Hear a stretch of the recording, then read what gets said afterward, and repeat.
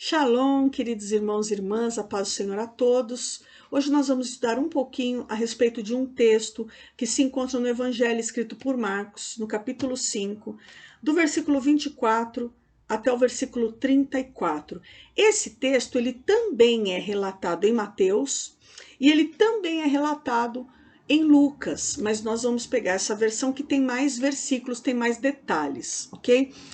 Esse texto fala sobre a mulher do fluxo de sangue, a mulher que sofria de uma enfermidade por 12 anos. Quando você vai ler o texto relacionado à mulher, você percebe que o início desse texto começa com a metade do versículo anterior, né? Então, um versículo, que é o versículo 24, metade dele fala sobre Jairo e a outra metade fala sobre a mulher de fluxo de sangue, o que nos faz entender que é importante ler também sobre Jairo para ter uma compreensão melhor do que está acontecendo aqui. Por isso, eu quero pedir que você, antes de prosseguir com o vídeo, leia o texto para você ter perfeita compreensão do que a gente vai tratar aqui hoje. Muito bem. Versículo 24 começa dizendo assim: Jesus foi com ele. Com ele quem? Com Jairo.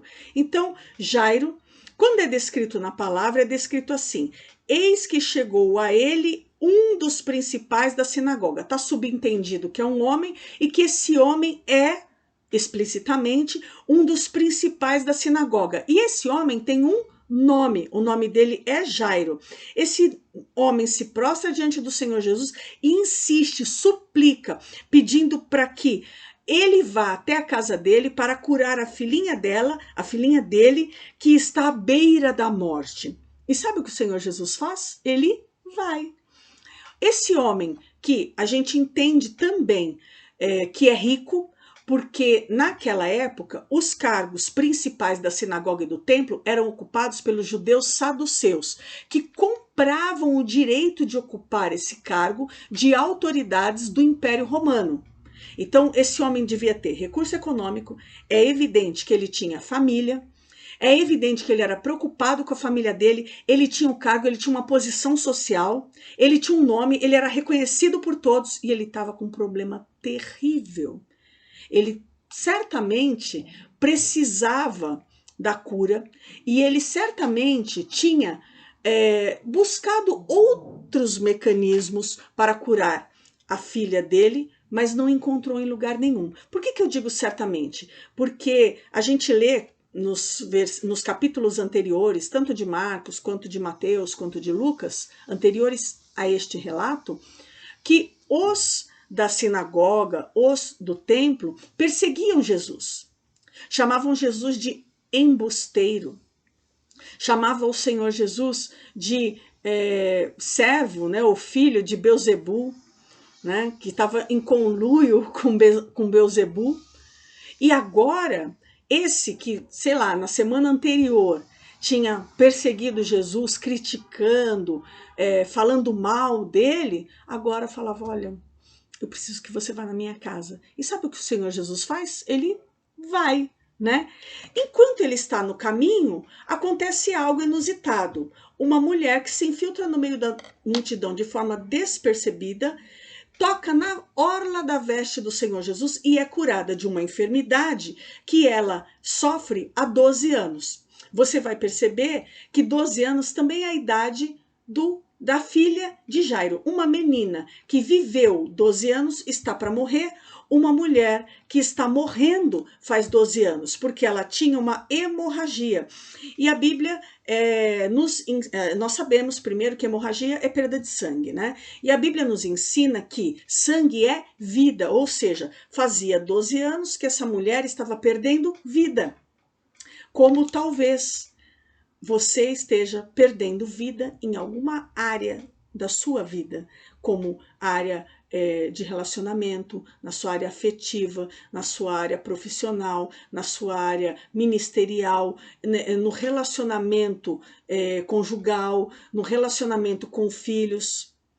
Né? A perda de vida pode acontecer em várias áreas da vida de um ser humano. E nesse caso aqui, a mulher estava perdendo saúde e estava correndo mesmo o risco de morrer devido a essa doença, porém ela morria lentamente, de uma forma cruel, de uma forma dolorida, né? E dolorida não somente para o corpo físico, mas também para a alma, porque esta enfermidade aqui a colocou numa categoria que é descrita lá no livro de Levítico, no capítulo 15, uma categoria de pessoas que são consideradas imundas, pessoas impuras, pessoas que precisavam ser lavadas. Você sabe muito bem que a Bíblia, ela trata de impureza e ela trata de pecado.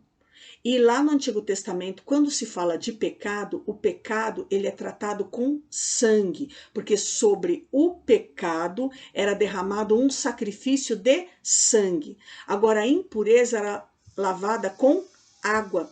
E quando o Senhor Jesus na cruz foi aberto pelo soldado romano, imediatamente saiu sangue e água. Ou seja, em Jesus nós temos sangue para purificar o pecado e nós temos água para purificar imundícia, impureza.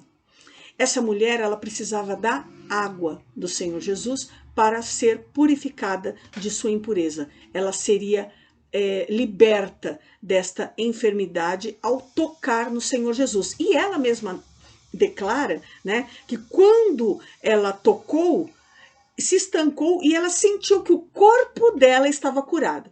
Você sabe muito bem que o ser humano, ele não é composto apenas pelo corpo físico. Ele é o corpo físico, é o corpo espiritual e ele é o corpo emocional, o corpo das vontades, do intelecto, que é a alma. O ser humano é um espírito que tem uma alma que habita em um corpo. O corpo estava curado.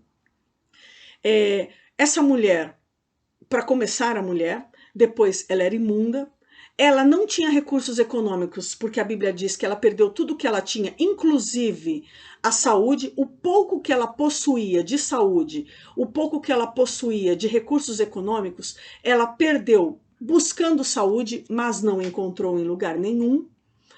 E ela é completamente diferente de Jairo, e realiza também uma ação muito diferente da que Jairo realizou, porque Jairo foi frente a frente falar com Jesus, olhou no olho dele, se dirigiu diretamente a ele. A mulher foi por trás, foi de maneira escondida e tocou somente na veste, muito provavelmente porque ela sabia que não podia tocar no corpo do Senhor Jesus. Ela não queria transformá-lo em impuro, porque era o que a lei dizia para ela e as pessoas também diziam para ela: onde você se senta se torna impuro, tudo que você toca se torna impuro, você não pode ter uma família, você não pode tocar em filhos, você não pode ter um marido, você não pode ir à tarde tomar um chá com as amigas, porque você vai tornar suas amigas impuras.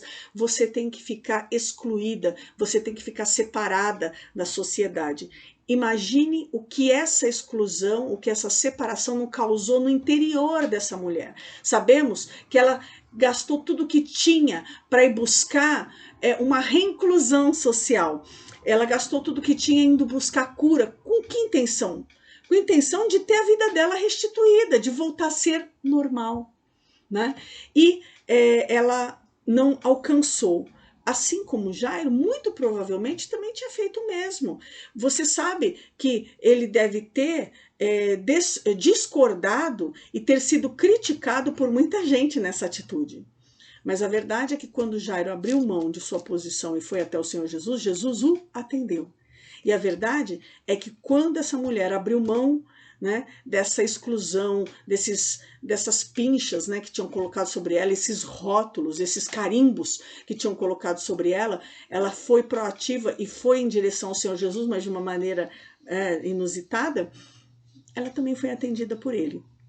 Só que o Senhor Jesus, ele não faz nada pela metade. Então, quando ele sentiu que o poder que está nele foi emanado sem ele ter emitido palavra alguma, ele para tudo e fala: quem me tocou?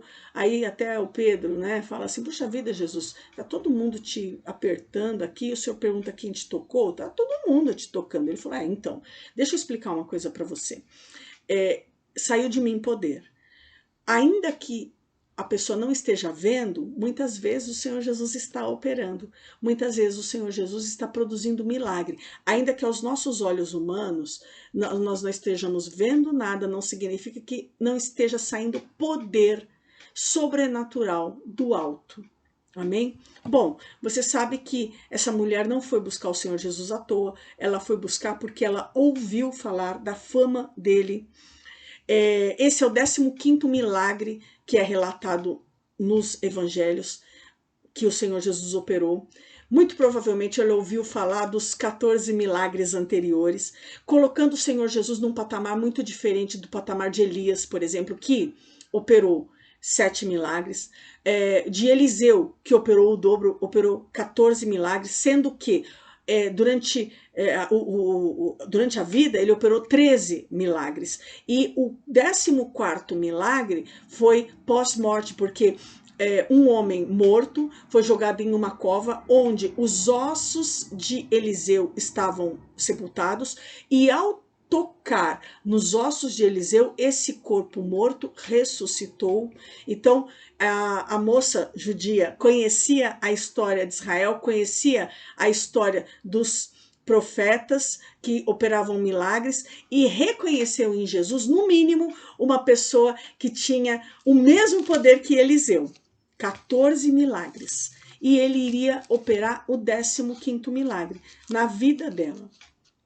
Então, o Senhor Jesus para tudo e pergunta quem me tocou. Ela começa a explicar que ela não tocou, não. Não, eu não pus a mão em você, eu pus a mão na tua roupa. E só que quando eu coloquei a mão na tua roupa, eu senti que meu corpo foi curado. E o Senhor Jesus, ele expõe essa mulher para que todos ao redor vissem que ela estava curada, ou seja, ela poderia regressar ao lugar de onde ela tinha sido retirada pela enfermidade. O Senhor Jesus estava restituindo essa mulher a tudo que ela tinha perdido nos últimos 12 anos. Agora ela poderia voltar para a casa dos parentes, ela poderia, talvez, dependendo, né, da situação dela, ela poderia se casar, ela poderia voltar à prática religiosa, ela poderia voltar ao templo, ela poderia frequentar a sinagoga, ela poderia ser reinserida. O Senhor Jesus, ele queria operar restituição na vida dela, expondo para que ela fizesse, expondo, né, no bom sentido, né, porque o Senhor Jesus não expõe ninguém, mas ele estava mostrando para toda aquela multidão, aproveitando, porque Jesus não desperdiça nada, ele estava aproveitando aquela multidão para mostrar para todos que ela agora podia frequentar a igreja, que agora ela poderia, né, na verdade, a sinagoga, que ela podia ir para o templo, que ela podia se casar, que ela podia voltar à vida dela, como era antes dela ser acometida por essa enfermidade. Ela estava livre daquele mal. E o Senhor Jesus, ele quer também curar o interior dessa mulher, porque a Bíblia dá fortes indícios de que essa mulher estava enferma na alma. A rejeição, a desvalorização, a exclusão que ela viveu a adoeceu na alma e ela precisava também ser curada. E você sabe que o Senhor Jesus não faz nada pela metade. Ela tinha alcançado, na proatividade dela de ir até Jesus, ela tinha alcançado a metade da cura. A metade é a cura completa física, mas faltava. Há pessoas que estão boas fisicamente, mas estão com suas almas esfarrapadas. A gente sabe disso. Talvez até você seja uma dessas pessoas. E o Senhor Jesus quer fazer a obra completa. Ele não vai somente até a cura física, mas ele avança para a cura emocional e para a cura espiritual. Você pode dizer assim, pastora, mas a Bíblia não diz que essa mulher estava enferma na alma. Há fortes indícios de que estava assim. Por quê? Porque ela recebeu um grande milagre. Não era pouco milagre. Ela não estava há 12 dias, ou há 1 ano, há 12 meses, dentro de casa, excluída. Ela estava há 12 anos. Ela estava sofrendo, perdendo vida, definhando há muito tempo. E de repente, quando ela tem essa ação de fé, vai atrás do Senhor Jesus porque ouviu. Vou falar da importância da missão, da importância do evangelismo, da importância da pregação, da importância de você contar testemunho. Quando alguém ouve a pessoa recebe força para ter essa ação, a proatividade de ir ao encontro do Senhor Jesus. Quando ela tomou esse posicionamento, ela foi curada. Mas ela não comemorou. Ela teve medo e tremor. Ela tremia de medo por ter recebido um milagre. E não é essa a reação natural que a gente tem quando a gente recebe um milagre. Você já recebeu algum milagre em sua vida? Eu já recebi um milagre na minha vida. Aliás, eu já recebi muitos milagres na minha vida. Um dos milagres que o Senhor Jesus operou na minha vida foi a cura da minha filha do meio de leucemia mieloide aguda. Ela tinha 4 anos quando ela esteve enferma com essa enfermidade e o Senhor Jesus a curou e nós celebramos. Nós celebramos com a igreja, nós celebramos na nossa casa com os amigos, nós fomos viajar em família para celebrar. Essa mulher, ela teve medo. Que reação mais esquisita é essa? Você recebeu um milagre e ter medo?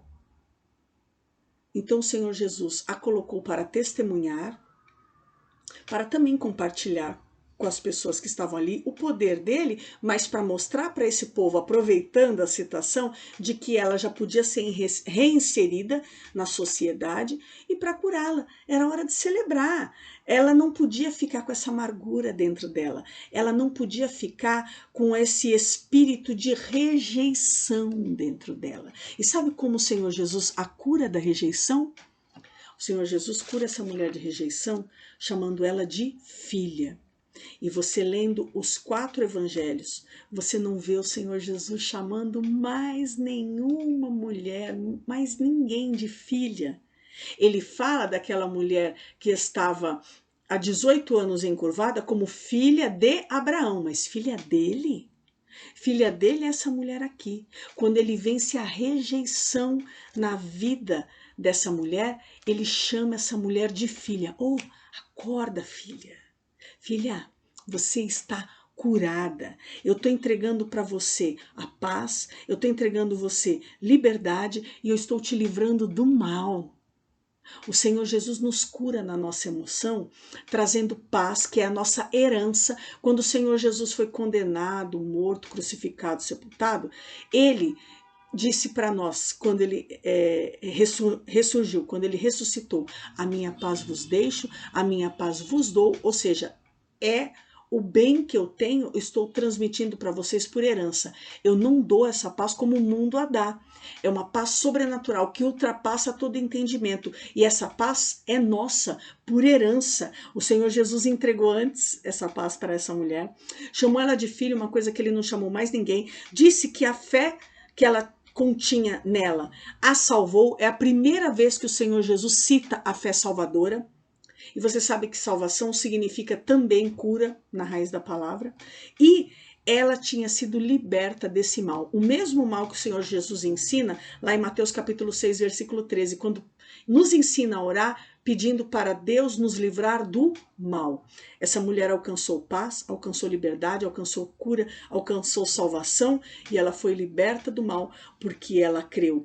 Uma mulher que era tão diferente de Jairo, uma mulher que, diante da sociedade, poderia ser, de uma forma muito preconceituosa, recebida, o Senhor Jesus não a recebeu com preconceito. Ele não tratou melhor o Jairo, ele não tratou pior a mulher, ele tratou os dois da mesma maneira e ele realizou o mesmo, o milagre, tanto na vida de Jairo quanto na vida da mulher, porque o Senhor Jesus, ele não faz acepção de pessoas e ele é todo poderoso para fazer milagre na tua vida, da maneira como você está. Se você copiar tanto a disponibilidade de Jairo quanto a proatividade dessa mulher, você pode alcançar o mesmo da parte do Senhor Jesus. Receba essa palavra em nome de Jesus.